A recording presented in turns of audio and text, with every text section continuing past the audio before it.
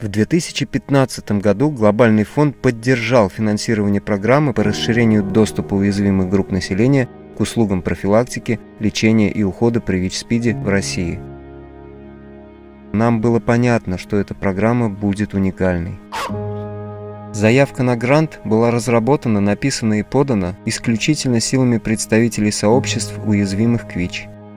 На этот раз ни один чиновник не был вовлечен в процесс подготовки проектного предложения.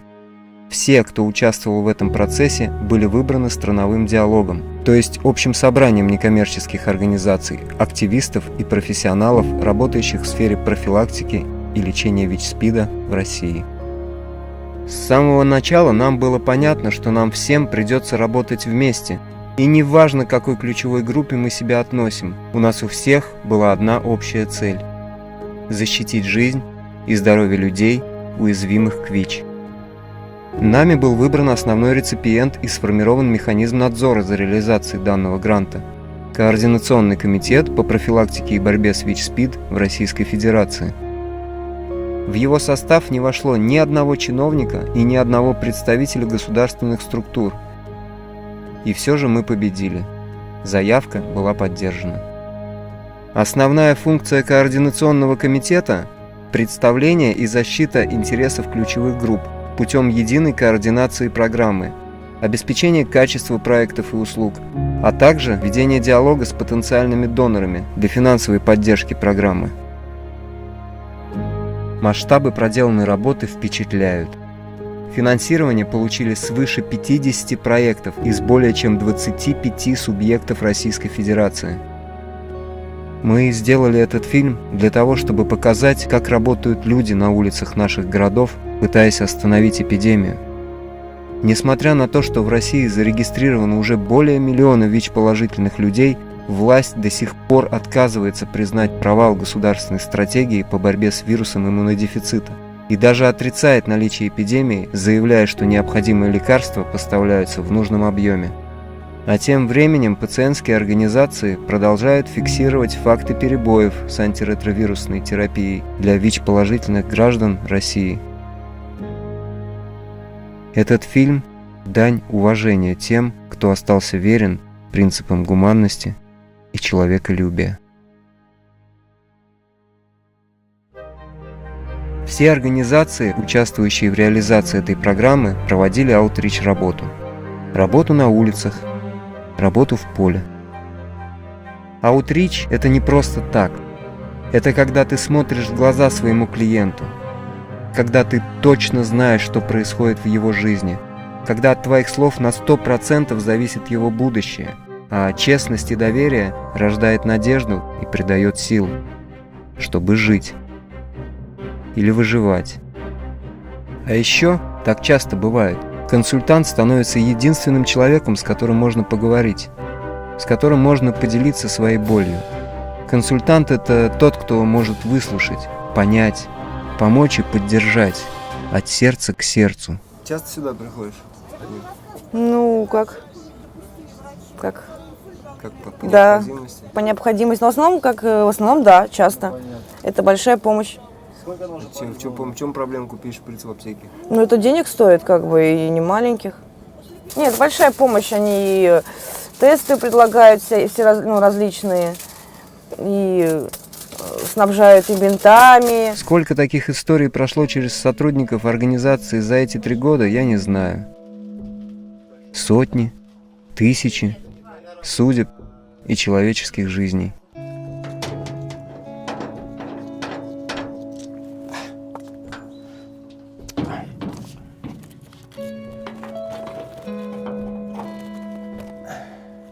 Вот, проходите.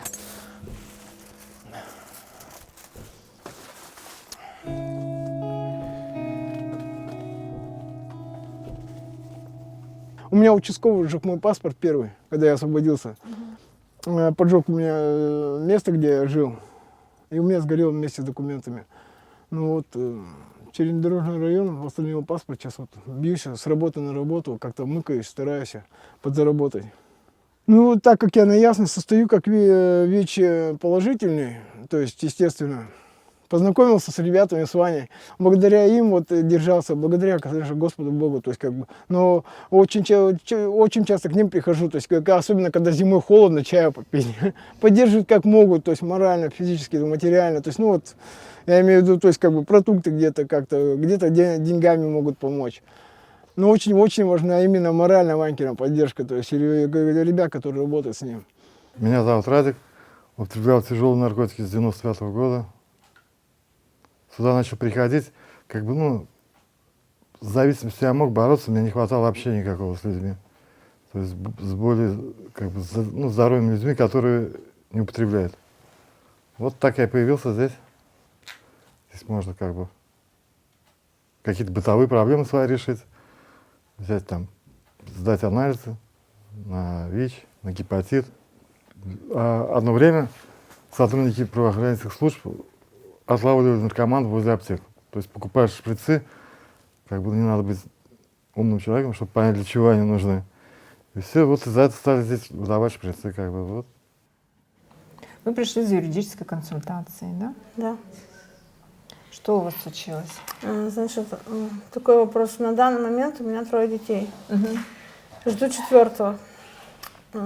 На мой взгляд, вам будет проще восстановиться в родительских правах на первых 2 детей, получить статус многодетной семьи и получать все льготы и пособия многодетной семьи. Давайте вот вы разберетесь в этих 2 моментах, да, выберите для себя подходящий вариант, и тогда мы с вами продолжим работать. Многие мечтают вживую пообщаться с разными выдающимися людьми. Мне повезло. Во время съемок я встретил человека, пережившего такое, что можно сравнить разве что с ужасами времен нацистской Германии.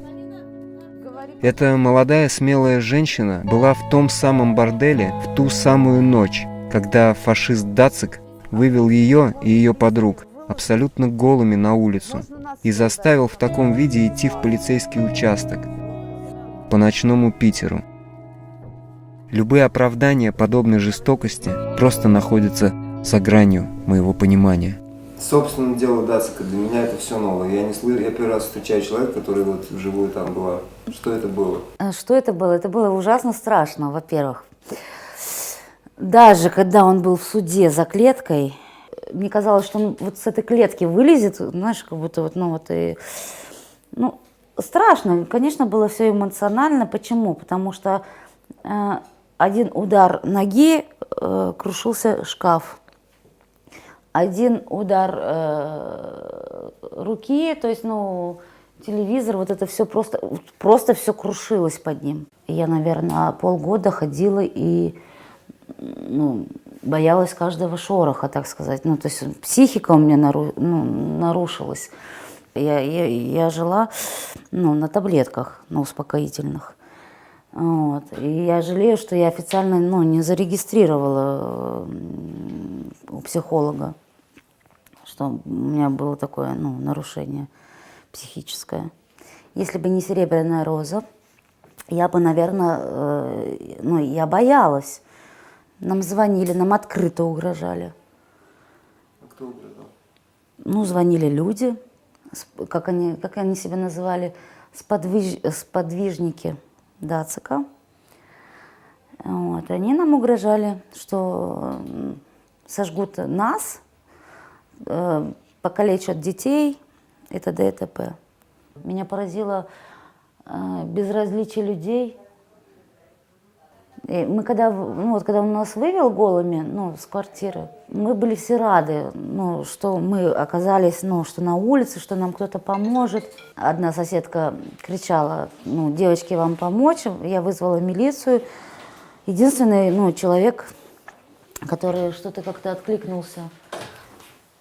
А остальные просто, я говорю, там, ну, издевки были. Вот это вот, ну, самое страшное, наверное, что всем было, ну, пофиг. Знаешь, если бы тебя убивали, и все бы вот так раз закрыли глаза, отворачивались, ну, это страшно на самом деле. Сейчас история с ООН, как тебе помогли с жалобой с этой, и что, ну, какие дальнейшие шаги, что у вас в планах? Ну, во-первых, мне помогает Ирина. Опять же, если бы не она, во-первых, психологическое и моральное поддержка. И опять же, ну, повторюсь, когда мы были в полицейском участке, то есть трусы, одежду, еду, опять же, принесли они серебряная роза, то есть адвокатов, опять же, серебряная роза, понимаешь? Если бы не они, то есть, как бы, ну, неизвестно, что бы было дальше, то есть. А вообще полицейские, у них была мотивация вас защитить или... Нет. Когда вызвали полицию, во-первых, сам Дацик вызвал полицию, потом соседи вызвали полицию, потому что грохот такой был, думали все, ну, что там какое-то убийство происходит просто. Вот. Как он избивал мужчину, Фина, просто было страшно на это смотреть. Представляете, Дацик, его кулак и кулак по голове, то есть, ну... И полиция, значит, мы когда вышли на улицу, 2 полицейских, такие говорят, что происходит? Они видят, что мы голые, и не поймут, что... Ну, они спрашивают, что происходит. И мы такие говорим, ну, Дацик, они развернулись и убежали. Просто развернулись и убежали, заблокировали двери, потому что некоторые девчонки захотели, ну, побежали, чтобы сесть к ним в машину. Они заблокировали двери, то есть, ну, чтобы никто не залез к ним в машину, не сел в машину. И вот, и уехали. Подъехала 2-я машина с полицаями. Они такие тоже говорят, типа, что случилось? Уже Дацик тогда был на улице. Он говорит, ну, типа, проституток веду в полицейский отдел. Они такие, ха-ха-ха, типа, правильно делаешь. Я хочу донести, да, что мы тоже люди. И у всех свои проблемы. И мы в этой профессии не от любви к сексу, а потому что нам действительно тяжело. Пример – это прежде всего пример для общества, пример уважения к самому себе как к человеку, пример уважения там, для других, чтобы просто люди действительно встряхнулись. Мне порой хочется вот всю эту планету, всю эту страну встряхнуть, и, ну, чтобы как-то очнулись, я не знаю. А нет, у нас менталитет не тот, понимаешь? Встряхивай, не встряхивай, ты не встряхнешь. Благодаря нашей работе и поддержке кейс этой девушки попадет в Комитет ООН против пыток. Именно так. Капля за каплей, история за историей, личными свидетельствами и личной болью мы наполняли теневые отчеты в Комитеты ООН. В ответ мы получали исчерпывающие рекомендации о том, что в нашей стране нужно многое менять. Прекратить пытки наркопотребителей, декриминализировать хранение наркотиков без цели сбыта, обеспечить политическую, финансовую и правовую поддержку программ заместительной терапии, программ обмена игл и шприцев, профилактики передозировок и многое-многое другое. Но, к сожалению, пока все это так и остается чернилами на бумаге, пылящиеся в столах чиновников, ответственных, по сути, за гибель огромного числа людей, граждан Российской Федерации. Меня зовут Стас, я наркоман, да, употребляю 20 лет. И, блин, ну никак не получается вот у меня вот, ну, справиться с этой болезнью, короче. Милиция наживается на наркоманах, на тех же самых, которые отнимают у них семечки вот эти вот, ну, маковые, для того, чтобы своим агентам каким-то отдать, да. Те агенты идут на квартиры, то есть и эти квартиры притонет просто, и все. Менты, короче, те же самые бандиты в погонах, короче.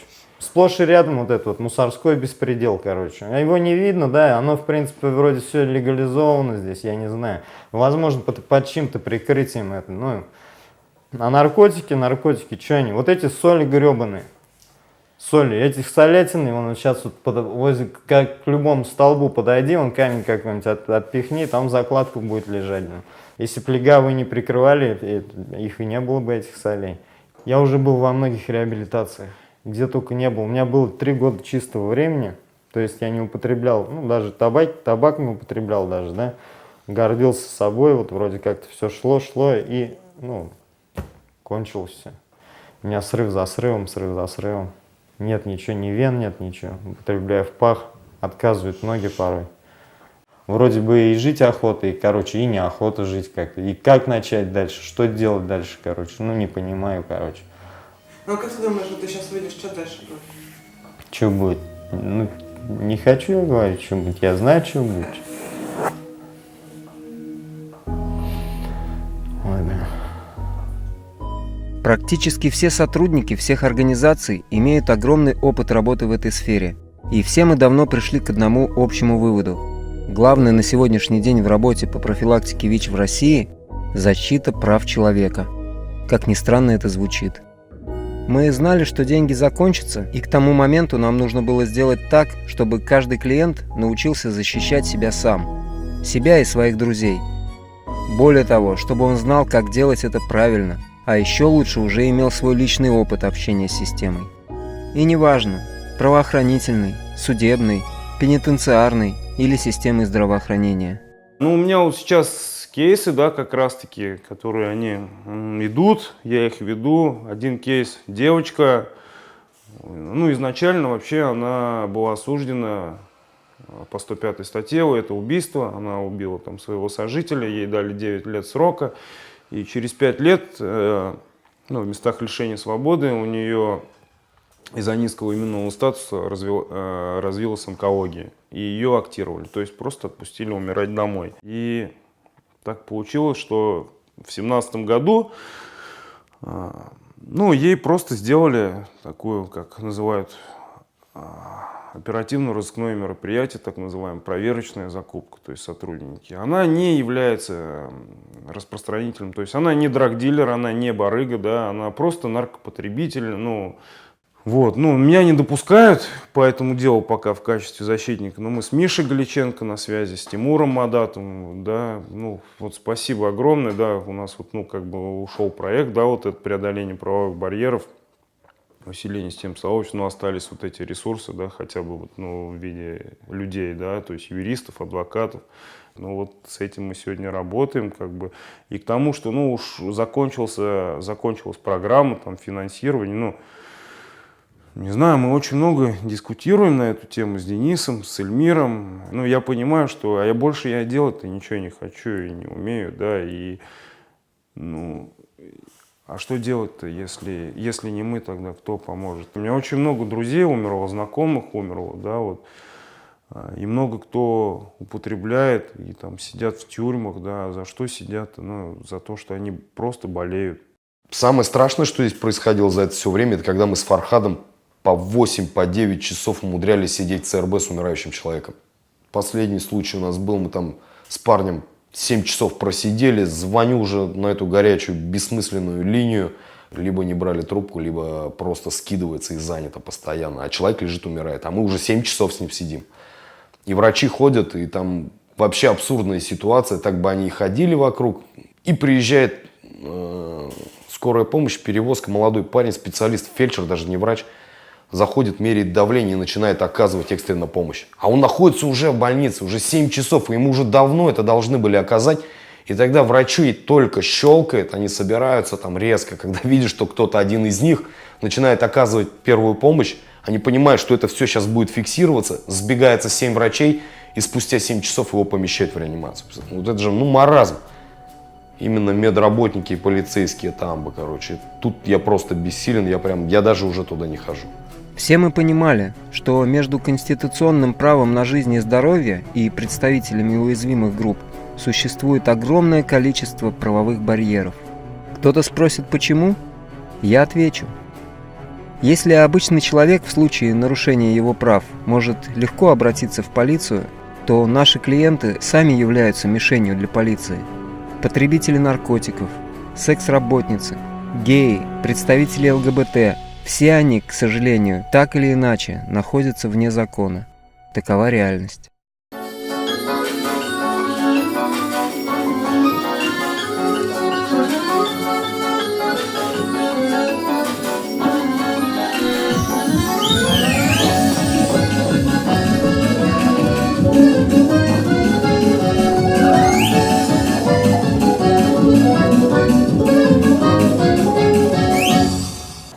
Слава, привет.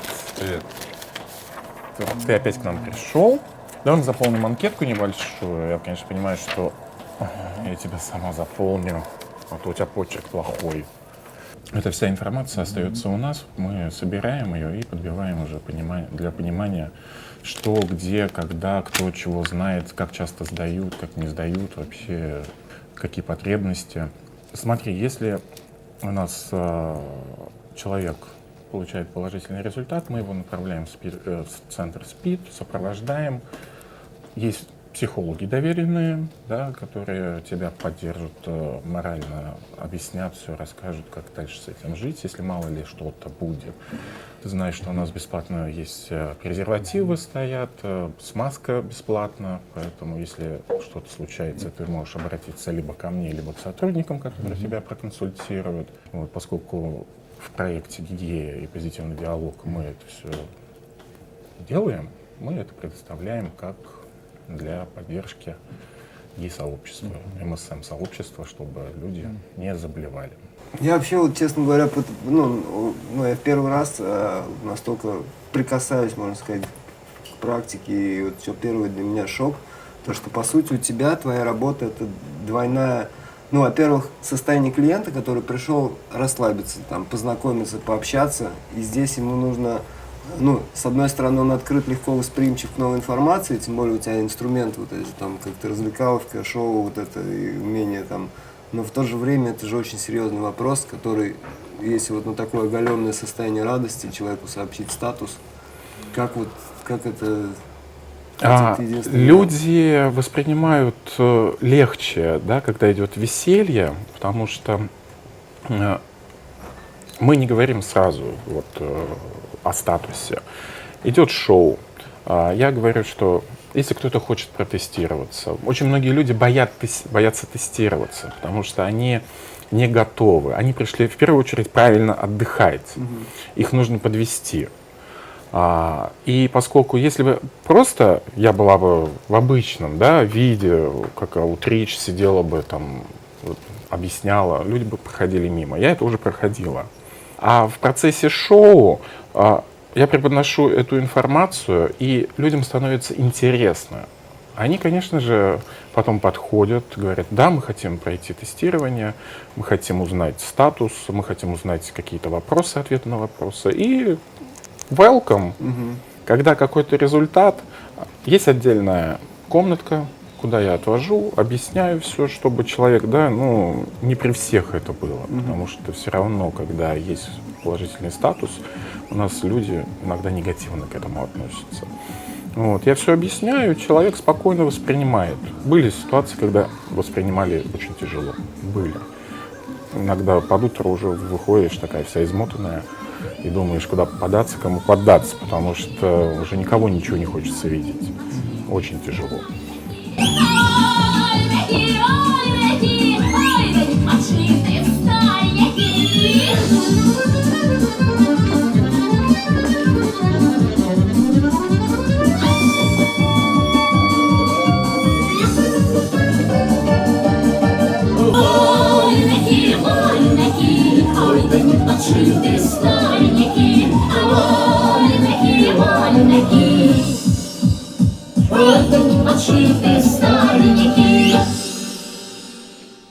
Более 20 лет я употребляла наркотики.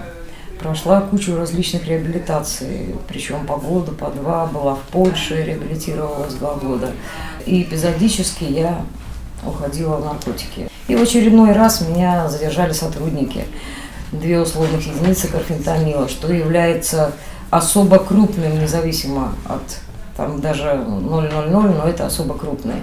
Я настолько была уверена, что тюрьма, потому что полицейские все мне вокруг твердили: минимум 3, сядешь по-любому. Я не спала, я не ела. Я встретила Германа, мы с ним были знакомы ранее. И он мне рассказал о Юле, о группе становления.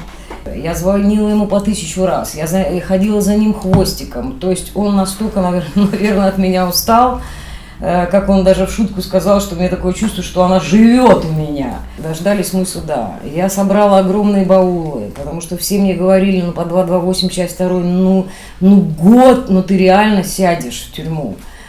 Я, соответственно, все вот эти полгода каждый день ходила на все группы, на анонимных, ну, как я уже рассказывала. И Герман мне, соответственно, дали, ну, хорошие характеристики, вот. И у меня судья спрашивает: слушайте, а что за ЮЛА? Ну, ЮЛА, я говорю, юная лидерская армия. На что судья так засмеялся и говорит: ну, в вашем возрасте 50 лет, вы куда? Были такие нюансы, тонкости, как я все это пережила с Германом, не знаю. Но результат, что сам судья сказал, с вашими характеристиками, слушайте, вам вообще надо в президенты, а не в тюрьму. И все, слава богу, обошлось. Я потом с этим судьей встречался на других процессах, что интересно, уже нас знают. Кстати, первый кейс, вот самый вот мой, который отработанный по 228 статье, части 2, и вот он успешный. И интересная вот эта программа была, да, у нас по УСС ППБ, и важна она тем, что стали государственные органы к нам обращаться. Стали адвокаты по назначению, видя нашу защиту, да, вот, ну, и даже позвонили, следователь звонил, просил, чтобы мы там взяли кого-то на сопровождение, и информация как бы она пошла, и видишь, что реально какие-то чудаки могут чем-то помочь, да, и это тоже очень важно. Если взять по прошлому году, да, вот только почти 70 человек было у нас на сопровождении, чьи проблемы мы смогли решить, да, есть, конечно, неудачный опыт, разный опыт есть, но это все преодоление каких-то вот внутренних барьеров, и тем самым мы сами растем, сами учимся, и это очень важно. Именно поэтому юридическое сопровождение стало самым важным компонентом программы. Мы называем это УСС и ППБ – усиление систем сообществ и преодоление правовых барьеров. Это когда привычные алгоритмы и связи внутри сообщества используются с целью защиты конституционных прав.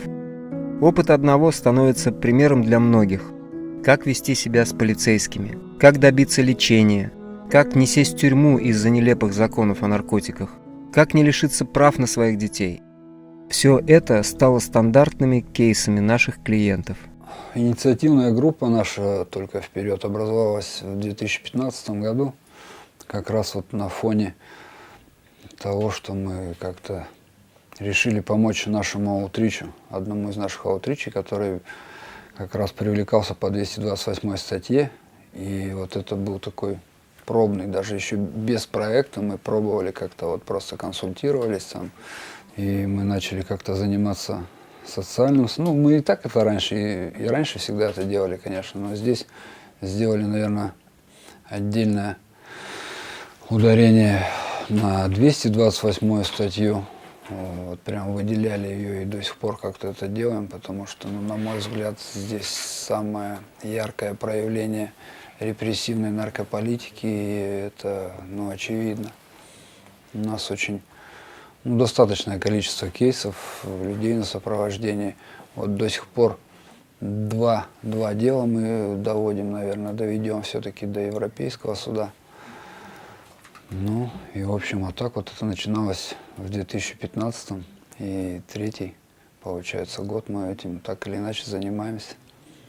Ну, я считаю, что люди, употребляющие наркотики, остаются до сих пор самой уязвимой группой, конечно, и они более чем кто-то другой, наверное, нуждаются в помощи, в социальном сопровождении, в поддержке, ну, в отстаивании прав. Ну и, конечно, в проекте я вижу основное это то, что вот мы помогаем им как-то поверить в себя, научиться каким-то базовым знаниям правовым, там, научиться не бояться, научиться отстаивать свои права.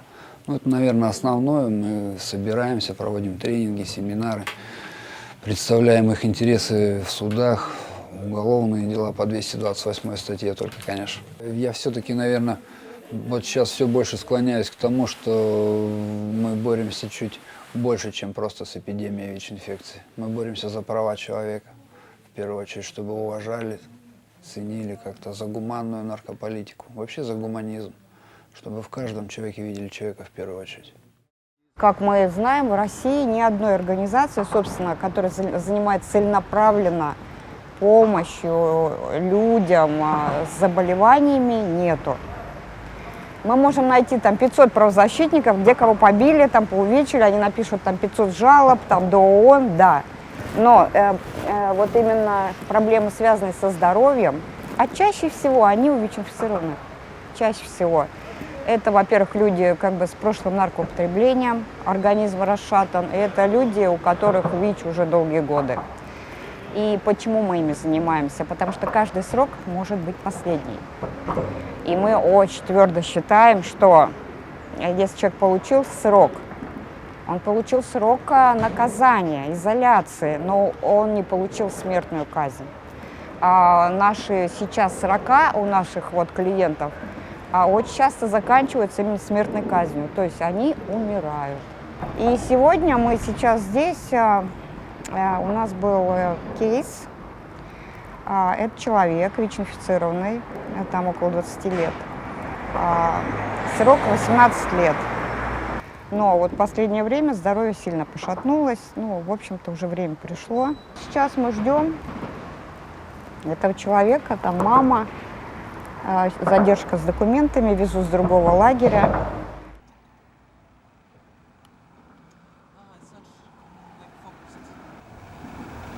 Ну вот досиживают, жизнь еле теплится, вот, да?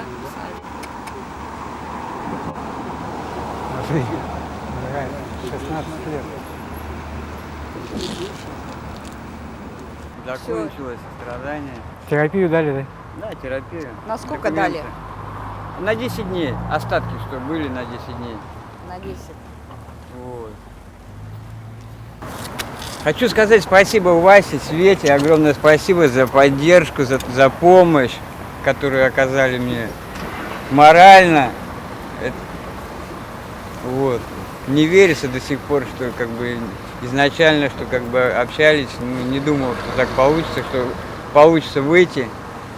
Мне кажется, Боженька все-таки есть на свете, и раз дал мне возможность такую, сейчас все усилия, здоровье поправить, как-то это самое. Для нас такие случаи, ну, как бы тоже стимул работать дальше. Блин, я вообще не верю, что я вот здесь остаюсь с вами. Что сейчас делать будете? Домой. Ну, сейчас в первую очередь с мамой какую недельку это самое отсижусь, вот. А так, как бы, в первое время хочу направить на здоровье, ну, обследование, да, пройти. И самое первое, самое то, что касаемо работы. Всего доброго. Все, давай. Еще раз спасибо.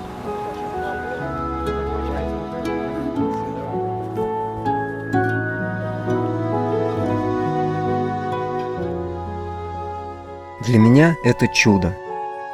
И я на 100% уверен. То, что произошло и продолжает происходить с нами, это наша история. И сегодня мы ее пишем. Историю победы любви к людям над всем тем дерьмом, которого так много в этом мире. Однако и нас много. Тех, кто выжил. Тех, у кого желание жить победило страх и стало сильнее собственной стигмы.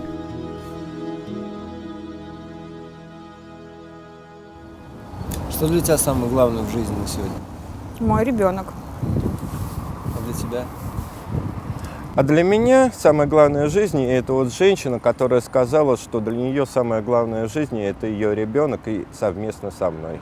Ты знаешь, право на здоровье – это одна из маленьких-маленьких частей прав человека. И если в тот момент, когда я пришла в спецсервис, да, я говорила, почему, всегда же личный мотив существует. У меня росли дочери, они уже были подростками, и та, и другая, у меня их 2. И я говорила, что я пришла работать для того, чтобы моих личных, вот собственных любимых дочерей проблема ВИЧ-СПИДа не коснулась. А сейчас у меня растут 2 внука. Старшему 8 лет, они потрясающие мальчики. И когда меня спрашивают, Ира, для чего тебе вот эта вот битва с ментами, да, с преступниками, для чего тебе учить девчонок, что писать в протоколе?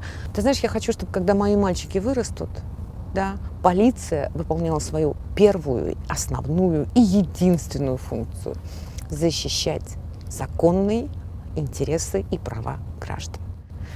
Ты имеешь права, неотъемлемые по факту твоего рождения.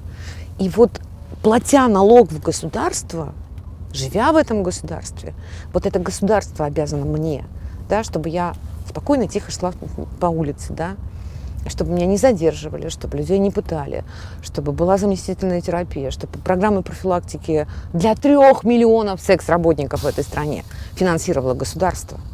Ну вот это наш автобус, на котором мы выезжаем на аутрич. Ну, все как обычно, в общем, то есть, ну, какие-то раздаточные материалы, тесты, там, не знаю, то есть, ну, сейчас нам помогает также и ICF, то есть, ну, это делать, да, то есть, ну, ICF, то есть, ну, да, помогает, да, потому что, ну, так скажем,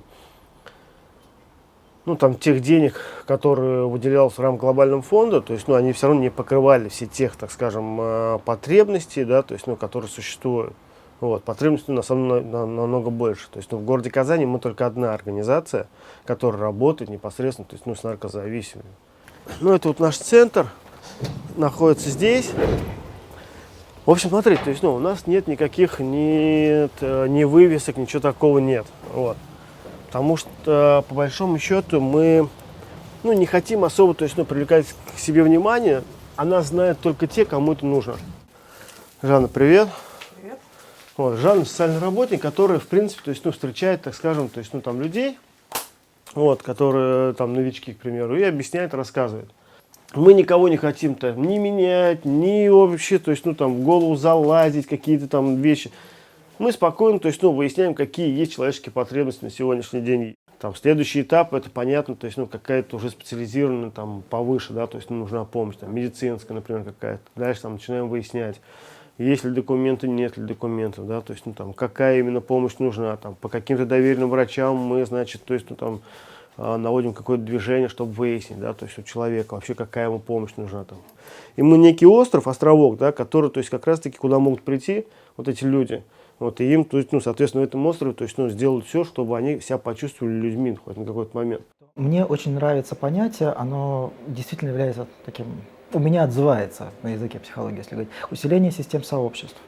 Потому что усиление систем сообществ – это на самом деле фундамент, с которого все начинается. Если мы вспомним историю, то адекватный ответ в первую очередь стали давать сами сообщества, потому что они к этому моменту уже были сильными. Да, вся предыдущая история развития ЛГБТ-движения, она привела к тому, что в начале 80-х годов гей-сообщества в Америке и в других странах, они были организованы, они были сплоченными, у них были свои организации, у них были свои люди, которые могли заниматься лоббированием, адвокацией, входить в исследовательские какие-то институты, и были сами представители сообщества, которые были готовы выходить на улицу и проводить уличную адвокацию. В России, если говорить в принципе обо всех наших группах, да, этот процесс, он пошел с обратной стороны. У нас сначала стали раздавать презервативы, и только намного позже появляются ЛГБТ-организации, которые стали заниматься, и то очень слабо, усилением систем сообществ. Усиление систем сообществ начинается с работы над самосознанием людей и с поддержки тех организаций, которые занимаются этой работой, которые, да, безусловно, они должны заниматься и уличным аутричом, и аутричом в клубах и так далее, но это будет следствие той работы, которая уже у людей будет происходить, изменения в сознании. Ну, вот для меня, например, да, поскольку у меня самой был очень тяжелый путь, и я не верила, что у меня когда-то будет нормальная жизнь, да, что я вообще смогу выкарабкаться из проблемы наркозависимости, и что вообще моя жизнь изменится. Я даже вообще в это сама не верила, не то что окружающие, я не верила. И сейчас, оглядываясь назад, я понимаю, что вот работа в этой теме, она помогла мне выйти из моего микромира, из моей зависимости и войти в нормальную жизнь. То есть я сейчас знаю, что выход есть, и я не согласна с государством, что они ставят на людях крест, потому что тем самым они даже не дают им шанса. Вот у государства какие-то стандарты, что человек захотел и протрезвел, но это далеко не так, к сожалению. И поэтому подгонять всех под одну гребенку, на мой взгляд, неразумно. Если бы со мной так обходились, если бы не появились коллеги, друзья, фонд Андрея Рылькова, да, канадская правовая сеть по ВИЧ-СПИДу, то есть люди, с которыми я работала, Евразийская сеть снижения вреда, которые помогали мне просто выжить, остаться в живых. То есть было множество людей, которые не требовали от меня протрезветь, но они мне помогали остаться в живых до того момента, пока это решение не пришло ко мне осознанно, к самой. Потому что бесполезно человека насильно что-то его заставлять принять решение. Это не работает, да. И я считаю, что наша задача, в чем она заключается, в принципе, помочь людям остаться в живых до той поры, пока у них не возникнет решение менять свою жизнь. Как только у человека у самого возникнет это решение без принуждения, я верю, что он ее поменяет. Мы встречались на форумах сообществ, которых было 7 за время программы. 2 форума людей, употребляющих наркотики, 2 форума секс-работниц, 2 форума ЛГБТ и форум людей, живущих с ВИЧ.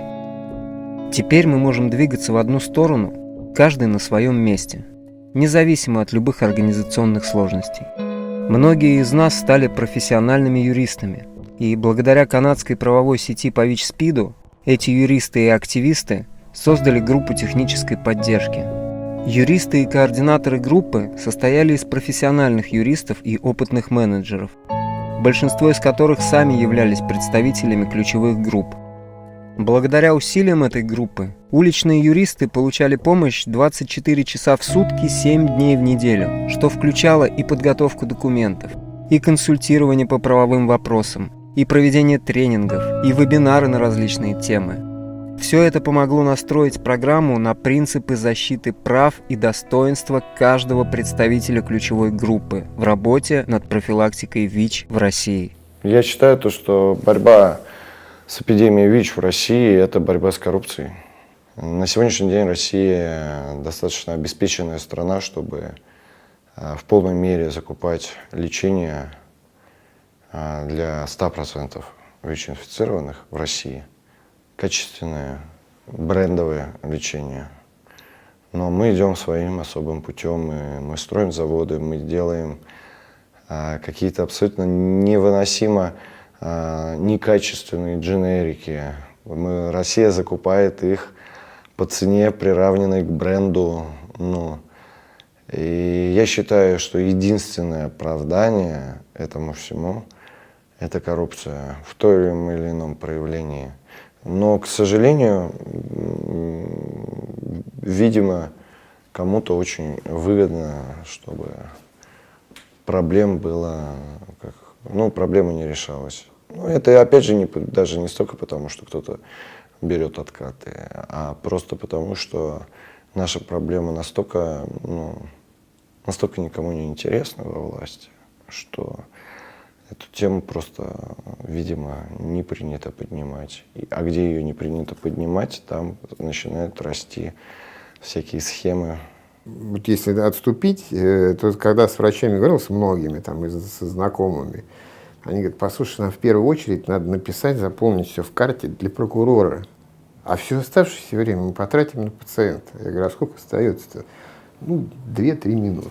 А с другой стороны, законы какие-то изобретаются. Да? В той же самой 442 закон в социальных услугах, в соцзащите, да, вообще в социальной сфере, это вот по услугам.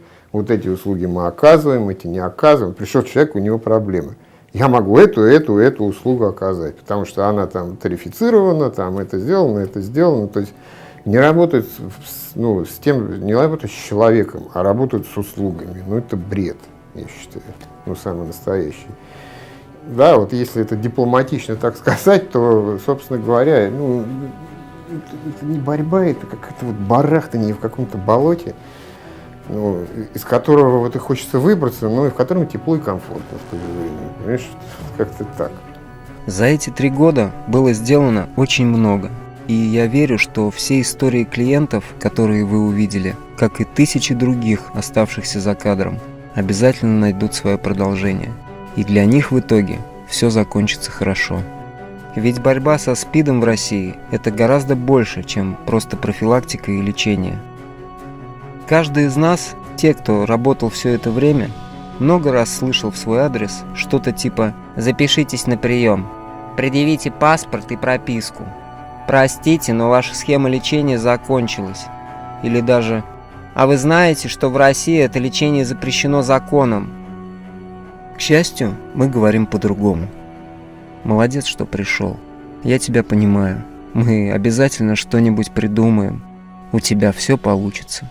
Недавно была вот эта вот встреча по интеграции, и вот я только там осознал самое огромное достижение. То, что люди из проектов стали участвовать в обсуждениях. И и в принятии решения. Образовалось сообщество, которое, ну, там, может что-то там, я не знаю, думать, как быть дальше, где взять деньги на программу снижения вреда. Вот. Это первое. Второе, это то, что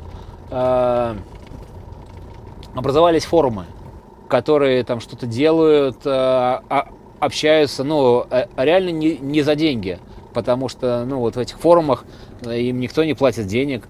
Это второй момент. И третий, это, наверное, то, что люди сохранили свои проекты и развивают их. Ну, наверное, любой желающий может не поддерживать бессмысленную трату денег на бессмысленные, дорогущие профилактические акции, в которых участвует вся Россия. Просто понимаешь, как бы вместо того, чтобы выложить фотографию с табличкой «Стоп ВИЧ-СПИД», да, и символикой акции, как бы, и вот эту вот всю историю, то, может быть, имеет смысл выложить фотографию с табличкой «Дайте ВИЧ-инфицированным нормальные лекарства». Ну, вы сделайте профилактику в уязвимых группах и дайте нормальные таблетки ВИЧ-положительным.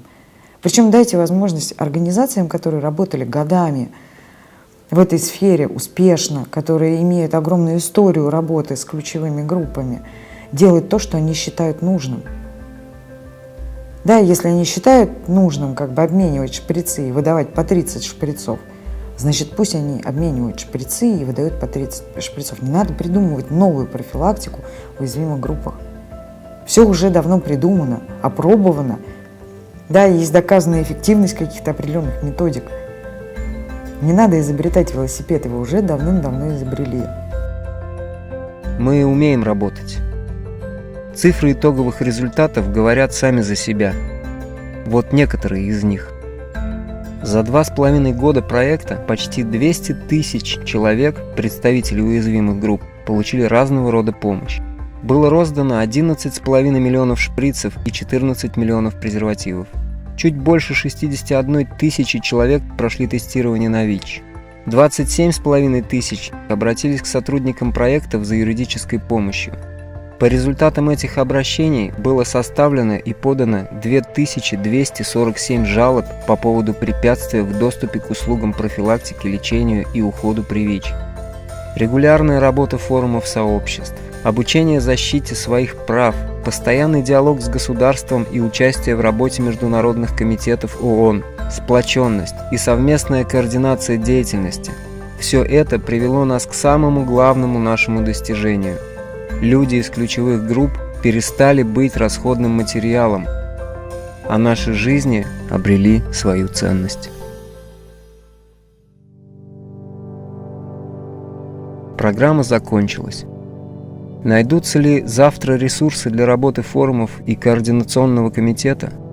Будут ли жить проекты снижения вреда и колесить по городам России автобусы на очередном аутриче? Будут ли снова работать уличные юристы? Время покажет. Сегодня мы можем надеяться лишь на то, что государственная машина сможет поменять свой курс и начать работать ради людей и вместе с людьми, с теми, кто посвятил своей жизни помощи другим. Надежда есть. За прошлый год более 12 заявок от НКО на президентские гранты получили финансирование на деятельность, связанную с реализацией проектов программы. А всего лишь 2 года назад эта цифра равнялась нулю. Несколько организаций получают финансовую или другую помощь от региональных органов власти или учреждений здравоохранения. Также несколько организаций выиграли конкурсы у таких доноров, как Фонд по борьбе со СПИД Элтона Джона, СПИД-фонд Восток-Запад, Мама Кэш, ЭЭЧФ, Врачи мира и другие. Но есть и другая статистика. За время реализации программы 9 некоммерческих организаций были признаны иностранными агентами и внесены в особый реестр. И теперь деньги этих организаций, которые ранее были предназначены на поддержку сервисов для уязвимых групп, пойдут на уплату штрафов. Последний такой случай произошел прямо во время съемок этого фильма. Фонд Тимура Исламова получил решение от прокуратуры сразу после того, как наша съемочная группа уехала из Набережных Челнов. Офис в Альметьевске у них отобрали, а программу по лечению ВИЧ, которую фонд реализовывал совместно со СПИД-центром, закрыли.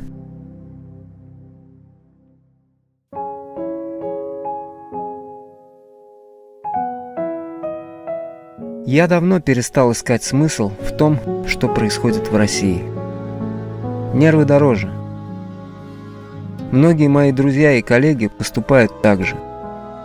Мы уже давно для себя решили, что хорошо, а что плохо. И когда я начинаю в чем-то сомневаться, я говорю себе так: делай, что должен, и будь, что будет. Вот такой он. Настоящий, российский, гражданский спид-сервис.